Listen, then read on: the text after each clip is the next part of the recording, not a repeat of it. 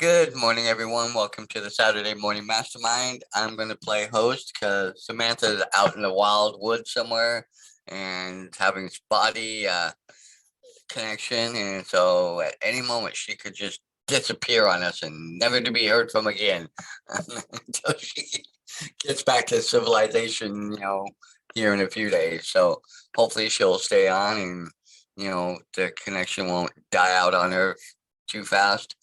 But I also have Catherine here, so I'll let them both quickly say hi, and then we'll get started on The Midnight Library by Matt Haig. And I can't remember exactly where we're at, so I'll let you guys pop out really quick. Right on. Hey, everybody. It's Samantha, normally in Indiana, but I'm in South Carolina today. So I don't remember. Well, I didn't bring my book with me. I completely forgot to. So I'm sure, Catherine, you've got the spot in there to know where we start. Hello, this is Catherine, and I have a bookmark in, so I hope that is in the correct place. That's where I'm going to start at. So we had ended the last little bit where she wanted to be a rock star more than a scientist anyway. So, all right, here we go. After leaving the bathroom, she returned to her mysterious flatmate. She sat on the sofa and waited for a few moments, watching. The woman's avatar got shot in the head. Piss off, you zombie fuckface, the woman snarled happily at the screen. She picked up the vape pen. Nora wondered how she knew this woman. She was assuming they were flatmates. I've been thinking about what you said. What did I say? Nora asked. About doing some cat sitting. You know, you wanted to look after that cat. Oh, yeah, sure. I remember. Bad fucking idea, man. Really? Cats. What about them? They've got a parasite, toxoplasm something. Nora knew this. She had known this since she was a teen, doing her work experience at Bedford Animal Rescue Center. Toxoplasmosis. That's it. Well, I was listening to this podcast, right? And there's this theory that this international group of billionaires infected the cats with it so that they could take over the world by making humans dumber and dumber. I mean, think about it. There are cats everywhere. I was talking to Jared about this, and Jared said, Jojo, what are you smoking? And I was like, the stuff you gave me. And he said, yeah, I know. Then he told me about the grasshoppers. Grasshoppers? Yeah. Did you hear about the grasshoppers? Jojo asked. What about them? They're all killing themselves because this parasitic worm grows inside them to become like a full grown aquatic creature. And as it grows, it takes over the brain function of the grasshopper. So the grasshopper thinks, hey, I really like water. And so they dive bomb into the water and die. And it's happening all the time. Google it. Google grasshopper suicide. Anyway, the point is the elites are killing us via cats, and you shouldn't be near them. Nora couldn't help thinking how different this life was to her imagined version of it. She had pictured herself and Izzy on a boat near Byron Bay, marveling at the magnificence of humpback whales, and yet she was here in a small pot-scented apartment in Sydney with a conspiracy theorist as a flatmate who wouldn't even let her near a cat. What happened to Izzy? Nora realized she had just asked the question out loud. Jojo looked confused. Izzy? Your old friend, Izzy? Yeah. The one who died? The words came so fast Nora could hardly absorb them. What? The car crash girl. What? Jojo looked confused as curls of smoke whisked around her face. You okay, Nora? She held out the joint. Want a toke? No, I'm okay, thanks. Jojo chuckled. Makes a change. Nora grabbed her phone, went online, typed Isabel Hirsch into the search box, then clicked news. There it was, a headline. Above a picture of Izzy's tanned face, smiling. British woman killed in north-southwest road collision. A woman, 33, was killed and 3 people hospitalized south of Coffs Harbor last night when the woman's Toyota Corolla collided with a car traveling in the opposite direction on the Pacific Highway. The female driver, identified as British citizen Isabel Hirsch, died at the scene of the accident just before 9 p.m. She was the only person in the Toyota. According to her flatmate, Nora Seed, Isabel had been driving from Bisphane back to Byron Bay to attend Nora's birthday party. Isabel had recently started working for Byron Bay whale watching tours. I am totally devastated, Nora said. We traveled to Australia together only a month ago, and Izzy had planned to stay here for as long as possible. She was such a force of life that it feels impossible to imagine the world without her in it. She was so excited about her new job. It is so unbearably sad and hard to comprehend. The passengers of the other car all suffered injuries, and the driver, Chris Dale, had to be airlifted to the hospital at Baringa. New South Wales police are asking anyone who witnessed the collision to come forward to help with their inquiries. Oh my God, she whispered to herself, feeling faint. Oh, Izzy. She knew that Izzy wasn't dead in all of her lives, or even most of them, but in this one it was for real. And the grief Nora felt real too. The grief was familiar and terrifying and laced with guilt. Before she could properly process anything, the mobile rang. It said, "Work." A man's voice, a slow drawl. "Where are you?" "What?" "You were meant to be here half an hour ago." "Where?" "The ferry terminal. You're selling tickets. I've got the correct number, right? This is Nora Seed I'm talking to?" "It's one of them," sighed Nora as she gently faded away. Fish tank. The shrewd-eyed librarian was back at her chessboard and hardly looked up as Nora arrived back. "Well, that was terrible." Mrs. Elm smiled wryly. "It just shows you, doesn't it?" "Shows me what?" "Well, that you can choose choices, but not outcomes." "But I stand by what I said. It was a good choice. It just wasn't a desired outcome." Nora studied Mrs. Elm's face.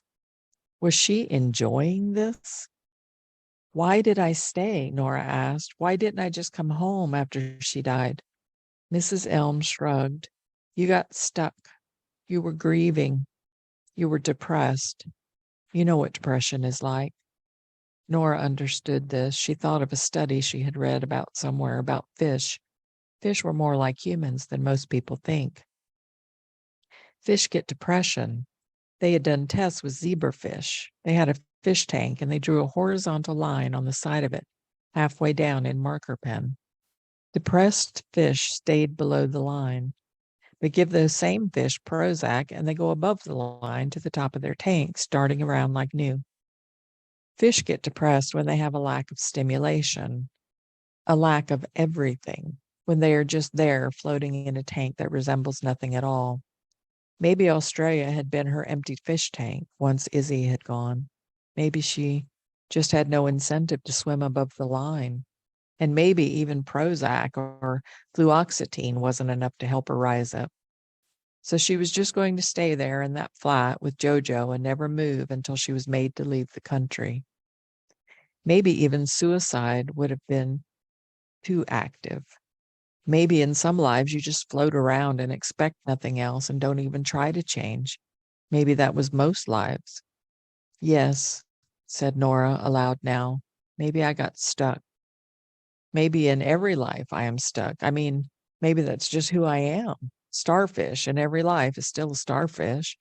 There isn't a life where a starfish is a professor of aerospace engineering. And maybe there isn't a life where I'm not stuck." "Well, I think you're wrong." "Okay, then. I would like to try the life where I am not stuck. What life would that be?" "Aren't you supposed to tell me?" Mrs. Elm moved a queen to take a pawn, then turned the board around. "I'm afraid I'm just the librarian." "Librarians have knowledge. They guide you to the right books, the right worlds. They find the best places, like soul-enhanced soul in search engines." "Exactly. But you also have to know what you like, what to type into the metaphorical search box. And sometimes you have to try a few things before that becomes clear." "I haven't got the stamina. I don't think I can do this." The only way to learn is to live. Yes, so you keep saying. Nora exhaled heavily. It was interesting to know that she could exhale in the library, that she felt entirely in her body, that it felt normal, because this place was definitely not normal. And the real physical her wasn't here. It couldn't be. And yet it was to all intents and purposes because she was, in some sense, there, standing on a floor as if gravity still existed. Okay, she said, I would like a life where I am successful. Mrs. Elm tutted disapprovingly. For someone who has read a lot of books, you aren't very specific with your choice of words. Sorry. Success. What does that mean to you? Money? No. Well, maybe, but that wouldn't be the defining feature.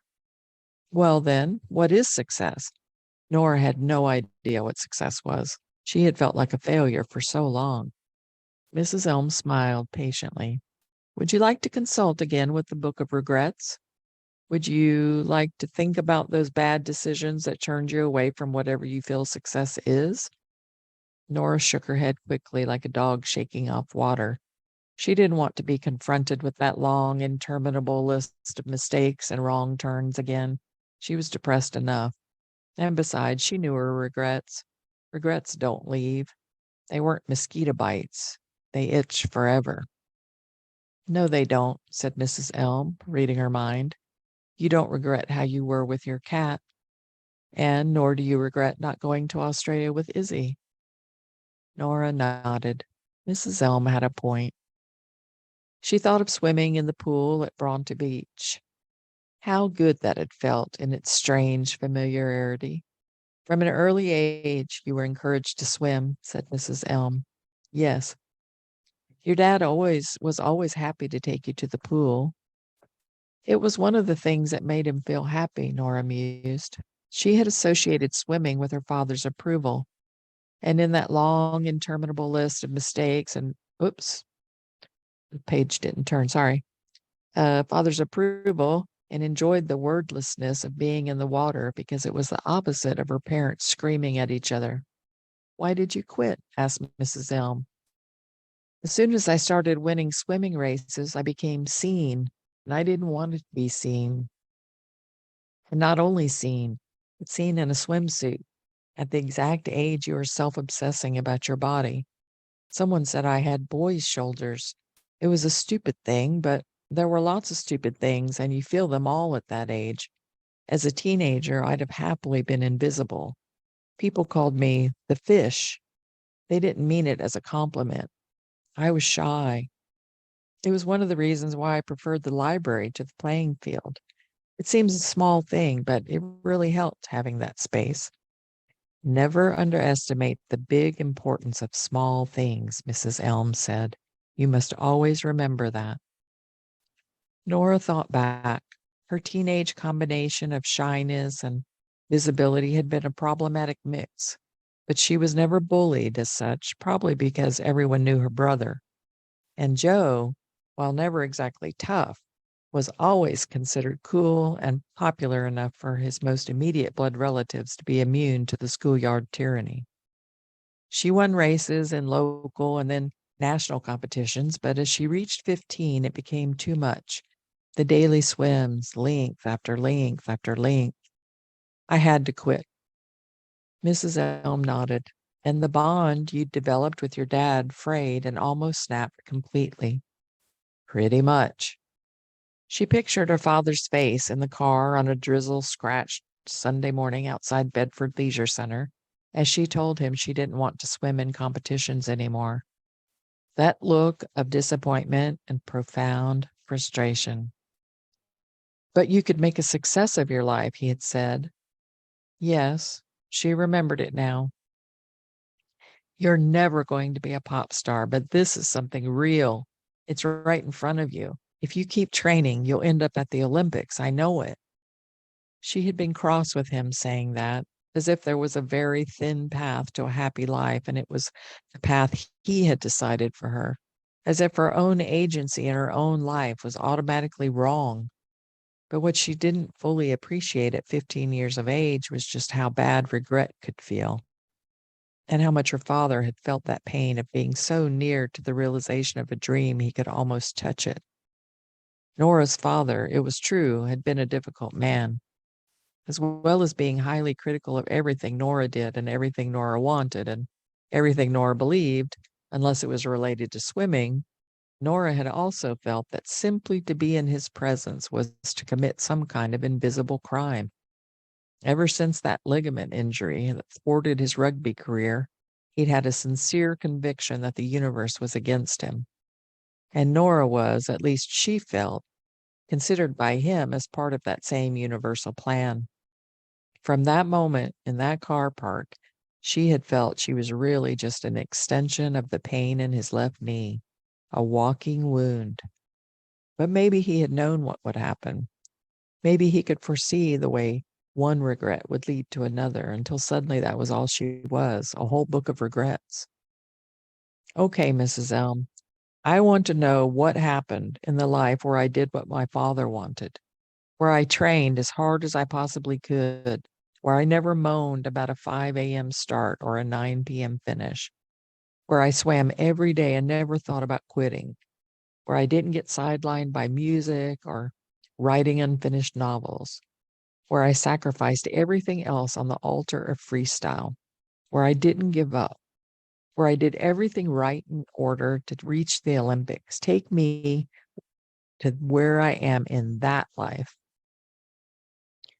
For a moment, it seemed as though Mrs. Elm hadn't been taking any notice of Nora's mini speech, as she kept frowning at the chessboard, working out how to outmaneuver herself. The rook is my favorite piece, she said. It's the one that you think you don't have to watch out for. It is straightforward. You keep your eye on the queen and the knights and the bishop because they are the sneaky ones. But it's the rook that often gets you. The straightforward is never quite what it seems. Nora realized Mrs. Elm was probably not talking just about chess, but the shelves were moving now, fast as trains. This life you've asked for, explained Mrs. Elm, is a little bit further away from the pub dream and the Australian adventure. Those were closer lives. This one involves a lot of different choices, going back further in time. And so the book is a little further away, you see? I see. Libraries have to have a system. The book slowed. Ah, here we are.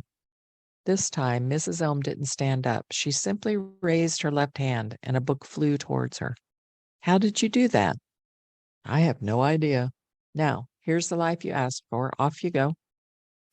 Nora took hold of the book, light, fresh, lime-colored. She turned to the first page, and this time she was aware of feeling absolutely nothing at all. And then, I don't know, there's just like this little thing that says, the last update that Nora had posted before she found herself between life and death. I miss my cat. I'm tired. And then we start on The Successful Life next week. So we'll stop there and talk. Thank you, Catherine. So appreciate when you read. You do such an awesome job. So Thank you. see that Jason is here. And so welcome, Jason. Glad you're here.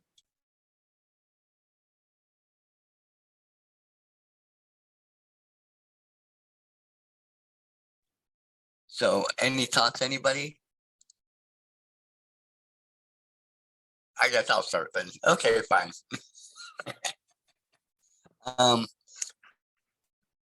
Interesting to me when I was thinking more about this, about, going back and looking at the regrets and the directions that we could have taken in our lives based on choices and decisions that we make, how maybe if we had entered into those decisions, I think we said it, or we said it last week, we're not sure if that life or that choice would have really ended up the way we thought it would, or how we perceived it, like now looking back, or if it really would have been a very different. like in this case with Izzy dying, you once she was in there in that life, it's interesting to know that even then you still really don't know how it's going to turn out. Just like tomorrow, I don't know how tomorrow is going to turn out and what choices or decisions I'm going to make today. So, kind of interesting how to look at that, and almost makes you in this moment today. It's like, okay, I already know some of the choices and decisions I'm going to make to go through my day, because I make them pretty much every day. But what are some of the more subtle choices, and the ones that are we don't take a lot of thought or time on? How important will those really be in retrospect after it? Because then we will have been through that stage. Could that one little innocuous thought be the pivoting point to major changes in one's life?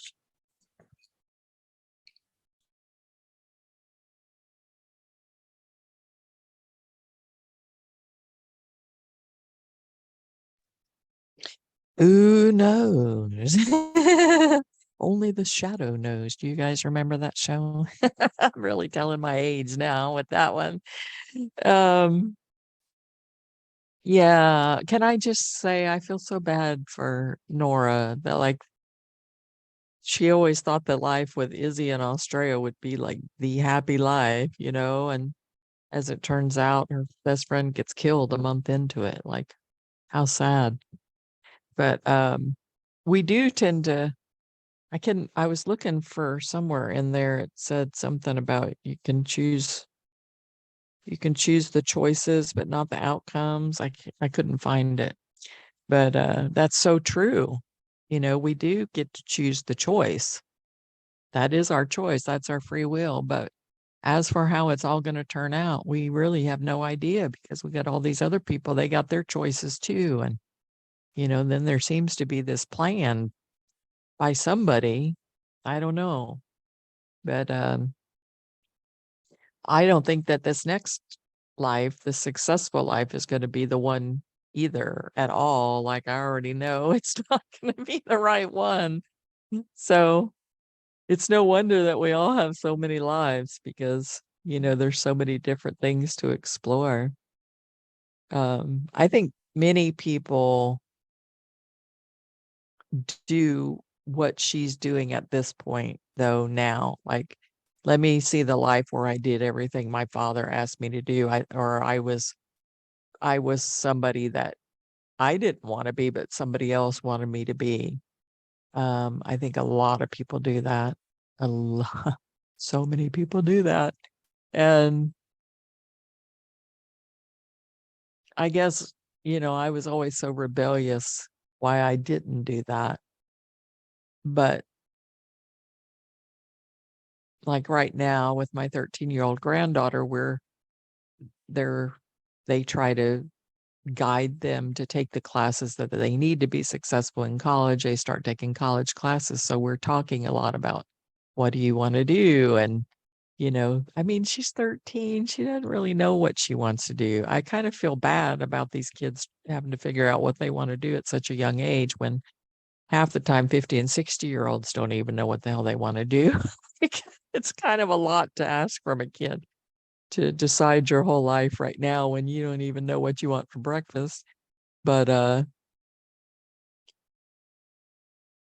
I hear the conversations of other adults in the house and I hear her being guided towards things and being guided away from things. And it's all based on their experiences with those things or their thoughts about those things. And like it's that happens in every family in a way, and parents are just parents, grandparents, and uncles and aunts are just trying to be helpful. Of course they are, because, we've gone out and we've done this or we've seen 1,800 people go to school for that. None of them have a job. And you know what I mean? Like we're trying to help, but how much do we stifle rather than help, with our guidance? Some of the things that she says in here makes me even more cautious about things that I'll say, because some of the things that you think are just so like that saying that wouldn't have a bad effect on anybody or wouldn't hurt their feelings or wouldn't guide them in the wrong direction or whatever. Like you don't even think that that would have that effect, but it does. Different people just take information different ways. So how do we manage that?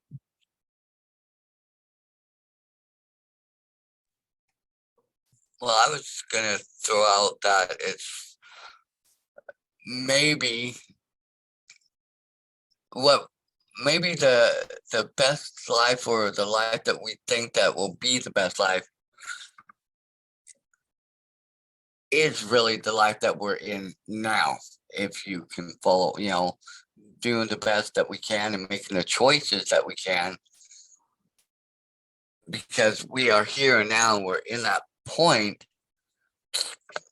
So while we have them, and I think that we need them in to a point, maybe, to have the regrets, but I think we're also not helping ourselves by looking so much at what shoulda, coulda, woulda, as we put it in our heads. Oh well, if I had only done this, I may have done that. We're make choices based on the best decision we have at that time and point and place, and we are the ones that make those choices. But once again, like you said, Catherine, we're in a universe where everything interacts and reacts, and I agree with you on the fact that I believe that there's someone out there that's sees a better plan or knows the plan better than we do, but allows that choice to make those choices, but still ultimately has a plan overall, and we're all affecting each other's plans, but still being guided by that force, that the universe, infinite intelligence, God. And I don't think we're necessarily on the wrong, we're really having the wrong life. We just may perceive that we are, because we look around and see other people or this or that, or we look at, oh well, maybe I made that choice. But we can make choices to maybe move into where we think that life might have taken us. But who says, like I said, we can make the choices, but we can't always determine the outcomes. And I just have to say, Samantha, you just look so relaxed and so Yeah, in tune with nature there, that you're totally enjoying it. I You're know. like, oh, screw you I'm guys, just I'm just gonna sit here. here, right? Yeah, exactly. I'll show you my surroundings. Like,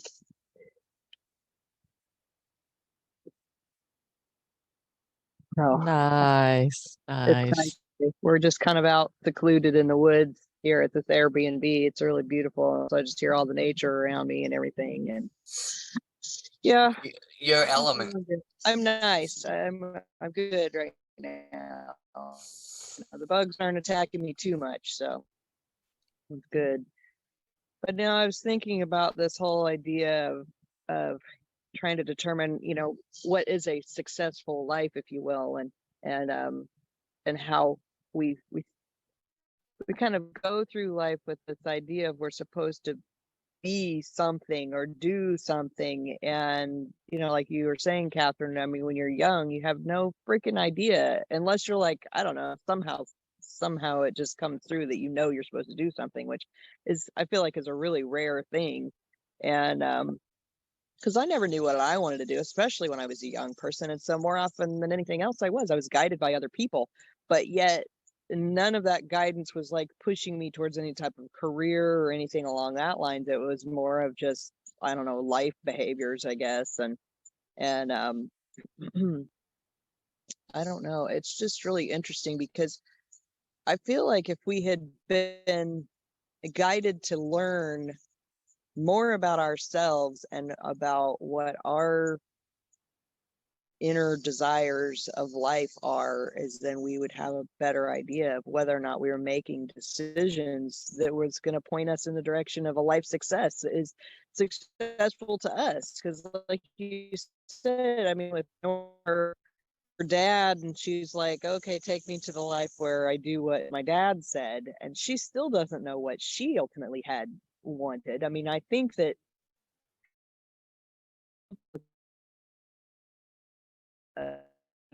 she has, I don't know why she didn't do that, and what I don't remember what her thing, but even still, young, we think we like something, but we're not sure, and we have no idea. And you know, even her adventure going to Australia was because of Izzy. It's like she and Izzy went to go do this thing versus this of her own idea of what was fun, because Izzy was the one that got the job as with the tour, the whale company and whatnot. And you know, so but I can see how with Nora, I mean, it parallels a lot in my life and other people's lives that I know, where they're just kind of going along doing what they think they're supposed to do, and then they come up to they want her, like Nora and her swimming. She realized that was not what she wanted, and then yet she still has regrets for not having accomplished it, even though that's not even a thing she wanted anyway. So, you know, and the same thing, like when she was talking about the band, and she was participating in the band, and she realized, no, that's not what I want. And yeah, what is happening? Oh, did you lose me? My phone's being weird. No, we got you. You're a little Okay. choppy here and there, but you're coming through good most of the time. Okay. Good. So yeah, I don't know. My battery's down to like 30%, so I could fall off at any moment. But I think it's just interesting that we just don't know what we don't know. And we're not guided on how to figure it out, you know, most of the time. At least I wasn't. And I don't know anybody that in my life that really was guided, you know, to find their own path in life. They were always guided by what their parents wanted, or what their friends were doing, or what their boyfriends did, or, you know, or whatever. And, you know, or life decisions are kind of made for you when you make certain choices, and then you end up in situations and you just are, okay, well, I'm in this path now, I have to go this way, you know, kind of a thing. So I don't know, wouldn't it be interesting if elementary and middle and high school were all about figuring out what is the most important thing to you as an individual? I mean, what would our world look like then? And, you know, as I was talking to Chris on the way down here, and I'm like, we don't even know how to prepare the kids of today for the future, because the future 10 years from now may look like nothing we've ever even had any idea of. I mean, this future from my childhood is not what I would have ever expected it to be. So like, we can't even prepare kids for the future because we just don't know what that is going to be. And so it seems to me the best thing to do is just try and help our kids figure out what it is that they like most in their little individual worlds, and help to guide them down those paths. And that even is hard because, you know, they're already being influenced, and kids are influenced so easily by other kids, you know, like even Bailey. I mean, she was in kindergarten this past year, and she was being influenced by the other kids in her class about things, and other kids on the bus and whatnot. I mean, they're just so sensitive to what other kids say. And yeah, it's like what trying to help guide her own self. That's kind of the key, and all the kids really. So I guess that'll be my a goal as a grandparent, is just try and help the kids find their own self as much as possible in the chaos that is this world. That is interesting that you say that, because I think that's something that that needs to be done and should be done. But also, like I said, I think we can't help no matter what with family, friends, those that we care about. And we've gone through things, and we've gone through similar situations or things like that. And so we try to, tell them or say, hey, this, that, to, help guide them. But yet, every life is in a lot of ways unique unto itself. So, yeah, I think we do need to learn how to help people find their joy, their passion, or however you want to call it. So that way we can be the best version of ourselves and be the best person that in the world generates love and well-being, and helping move the rest of the world forward, if you can kind of understand where I'm getting at, because we all are cohabitating in this world, and we do have to work and get along with each other, hopefully for the common good, and yet still carve out our space and our and I think that's what the biggest problem is for all of us. We're still trying to find, and even me at almost 60 years old, I'm still trying to say, okay, well, when I was younger, I thought this was what I wanted to be. But now as I've gotten older, I realized that has not allowed me to experience the peace and happiness that I've always wanted. So now what do I do to work towards that? And I'm still at a freaking loss to try and figure a lot of this out. And that's half the battle.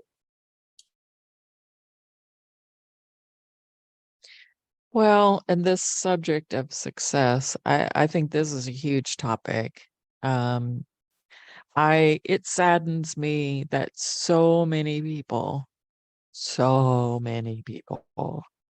base success on financial success. They don't look at any of the other cool, amazing things that the person is doing. If they're not financially successful, they're a failure.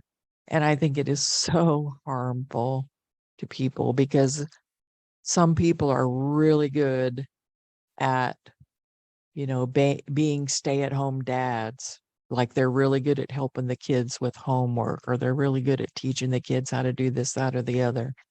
And the majority of the population would look at that person and say they're not a success because they're not bringing in, they're not paying all the bills, and they're not doing this or whatever. And it just makes me want to cry, because those people who are doing amazing things, they are affected by the words of those other people that call them a failure. They take that in, and they see themselves as a failure.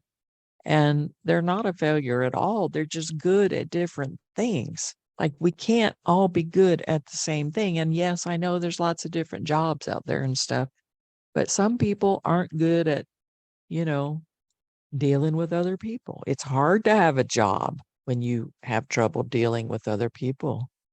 Um, there's a lot of things that go into having a job.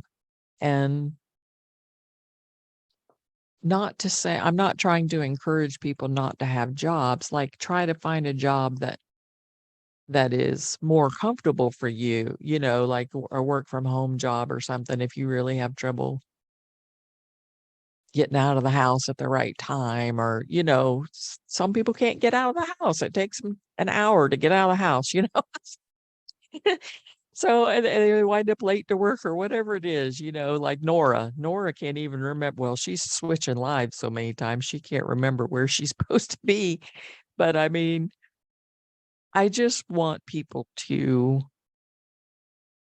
appreciate themselves more, like appreciate that having a loving heart is a wonderful thing, appreciate that having the patience to sit with a child and help them with their homework or teach them how to even, make a peanut butter and jelly sandwich. These things, if you can do that, that's good. That you should, like, there's so many little things that we do every day that we don't give ourselves credit for and we don't give other people credit for. We're always just looking for the big flashy shit, like this degree or that degree. Who the hell cares about a degree these days? Like degrees, you can learn. I got my phone and I got Google. I know everything I need to know. Like most of the stuff that I know, we were talking about doctors this morning at the kitchen table and how worthless they are. That's because we have Google and we know more than the doctors know. Like all the stuff that they learned in doctor school is outdated by the time they learned it. Like if you're not learning what was just discovered yesterday, you're behind the ball. As far as, there's new treatments coming out every day, new understandings about how the body works and how all this shit that they've been doing to us for all these years doesn't work. How important diet is, yet no doctor ever really discusses diet with you. And that rules everything. So there, like you said, Samantha, how can you prepare a child for a future because I think, probably what has changed, the change we've seen in the last 50 years, we'll see that again over the next 10 years, like 50 years of change compressed into 10 years because technology is growing so exponentially fast. Like it's just, it's unstoppable at this point. So how do we prepare them? The only way we can prepare them is by making them feel good about themselves and giving them the fortitude to stand for their beliefs in a world where there's a hell of a lot of beliefs out there. Like, you know, like give them, that's all we can do is make them a strong person uh, to withstand all of the chaos because we don't know what's coming. We don't know. I mean, right now she wants to be a veterinarian. I wanted to be a veterinarian when I was a little kid too, and I would love to see her be a veterinarian. And I hope that she has the fortitude to do that if that's what makes her happy. I don't want her to do it because anybody else thinks she should do it. But that's a lot of school. That's a lot of school. But as far as veterinarians go, I'd rather have a veterinarian as a doctor than a medical doctor because they actually learn about nutrition and animal food is formulated much better than human food. I mean, half the food we eat is banned in other countries. Like as far as here in the US, I'm talking about, we got a lot of food here that we eat every day that other countries don't even allow people to eat because they know how sick it makes them. And we're eating it 3 or 4 times a day over here. You know, it, we have to teach them to be strong in a world that is bizarre at best.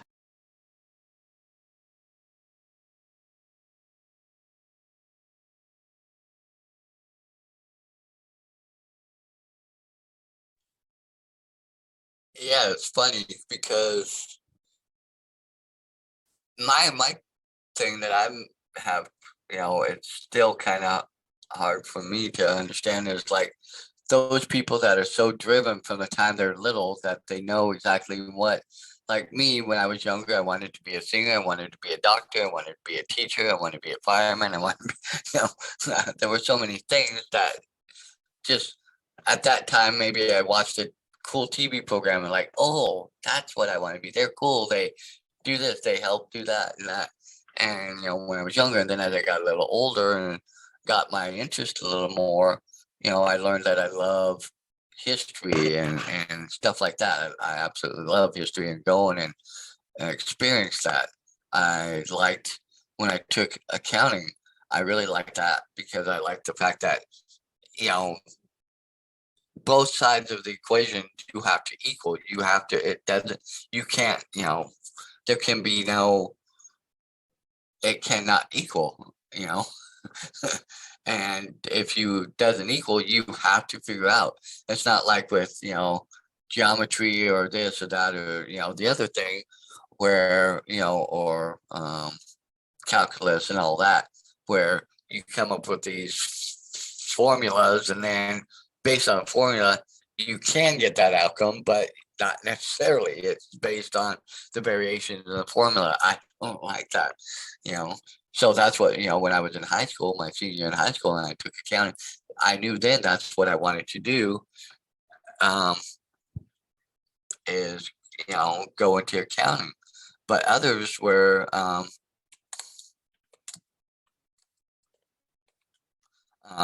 where they known since they were little, that oh, I want to be, an Olympic swimmer or Olympic, this or gymnast or that or whatever, and they train and go for it. And I'm sure that their parents had a lot to say in it, but because I had my influences with my grandmother. My grandmother was a teacher, and I think she would have loved to have seen me go into teaching. In fact, I know she would have loved to, but that was her passion, but mine was a little different. Um, it, it, but it's interesting. That's where I get caught up where with people, it's like, how do you really know? Because as I've gotten older, some of my interests have changed and some of my, like, my thoughts and having done some other things now, having done, now Ubering and stuff, I realize I like some aspects of what I can do in Ubering that free up my life to do things more that I want to do if and when I want to do at the time I want to do. I don't have to get permission. I don't have to call a supervisor or a boss or this or that. So that's the part of me that just kind of is like, with some of these people, how do they know? Because I still don't know exactly where I'm going, like I said earlier.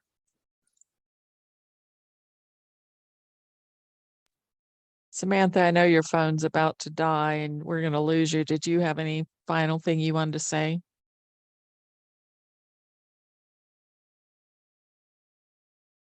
Turning off the video was a good idea. That'll save your phone. Maybe she doesn't know she's gone. Okay. Well, I'm just going to read as my last final thought because it looks like it's just you and I now, Dan.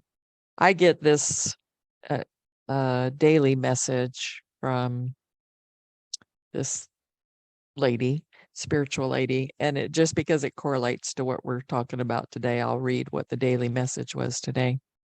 It's called The Story. Do you really want to know how the story ends? Do you read from the back of a book to the front? No, you start at the beginning and enjoy the suspense as it builds. This is true in life as well. But instead of being simply a bystander, you are one of the characters in the story of this life. Free will is the wild card that keeps things interesting. If you are frustrated by not knowing how things will turn out, you are letting your human side get in the way of the adventure. Do what you can to bring the inner peace that is always present to the present moment, and then use your awareness that this is the story playing out to flow with it and grow with it as it unfolds.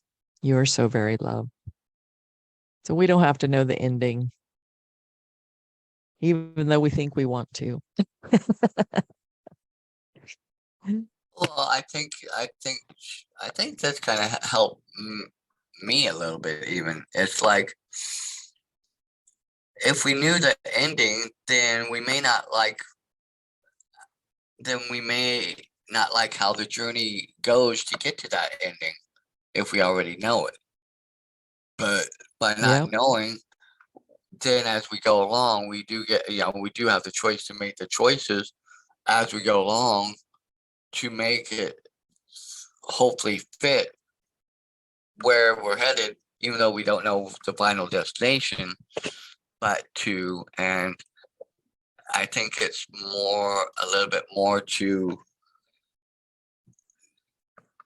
hopefully learn about ourselves and grow in ourselves, so that way when we do get to the end, we can look back and say, you know, wow, I had an amazing life. It may not have always been exactly what I wanted. It may have had some rough patches or, the definite ups and downs, but I can look back and say, okay, my life served its purpose.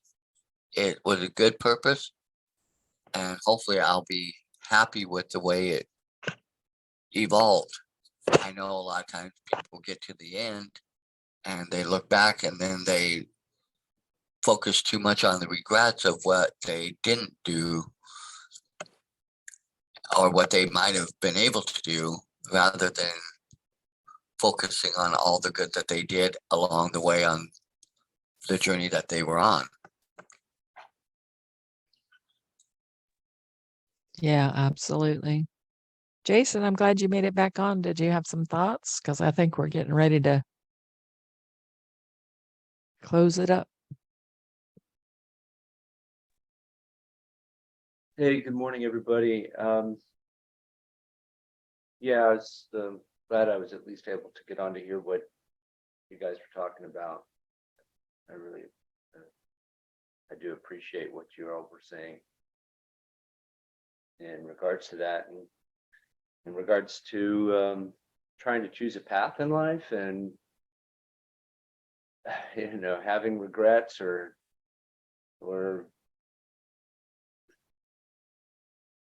trying to get things right and make this life the one that where you get it right. I don't know that. I find it hard to subscribe to the idea that we have another chance at life like this, or at least that we won't remember. I certainly don't remember any previous lives, so it's all about this one. Yet, it's like one of you mentioned in regards to getting halfway through your life, and then realizing you have made the majority of your choices based on what you thought was the right way to be looking at things, only to realize that it was really what you were kind of based on the options you were given growing up for that for your childhood, and not really maybe what your internal desire was, but just what was available to you at the time, or according to the circumstances that happened to you. So like what you were saying about making the most of it, Dan, and what you were saying, Catherine, in regards to figuring out what you want to do, it really kind of makes sense to me. And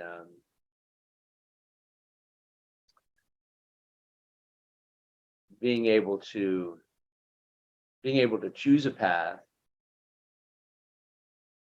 Yeah, I think we've spoken about it briefly on other calls where we sort of felt like we're not being taught all the things we should be taught at an early age, so that we could make the decisions and along the way as we the best we could. But it struck me, like you were saying, Catherine, that you were kind of a little more independent or rebellious in regards to what um, what you chose to do or what you thought you could do, or, if I heard that correctly. And I think maybe that is a pretty good indicator as to what path any of us maybe could or should take in regards to at least a career. Is that, if you're someone that's a little bit more rebellious and just will like go off and do whatever you feel like you want to do, and just to go experience it and see how it is, and it's just because it's something you want to do.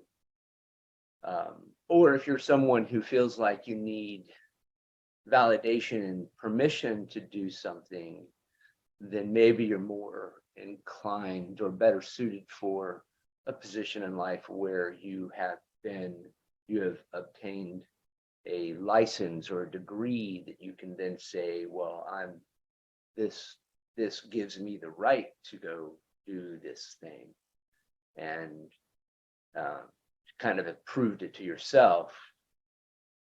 Maybe you someone that sort of needs to prove it to themselves that they are worthy of doing that profession, providing that service or whatever it is, rather than just rather than being someone that's so bold as to just say, well, hey, I am, so therefore I am able to, and it's something I want, so I'll go do it. Which is awesome, and either way it's awesome, but it's kind of like you need to know kind of these things early on to kind of make a path, choose a path. And it's I like what you're saying, Dan, in regards to the getting things, looking back and being able to say, there were a lot of good parts and good things that happen in your life, and then of course what you were saying too, Catherine, about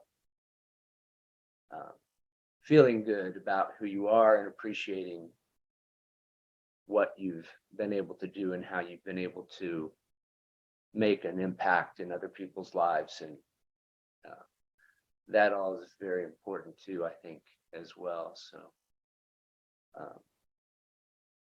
great discussion, and I'm glad I was able to catch the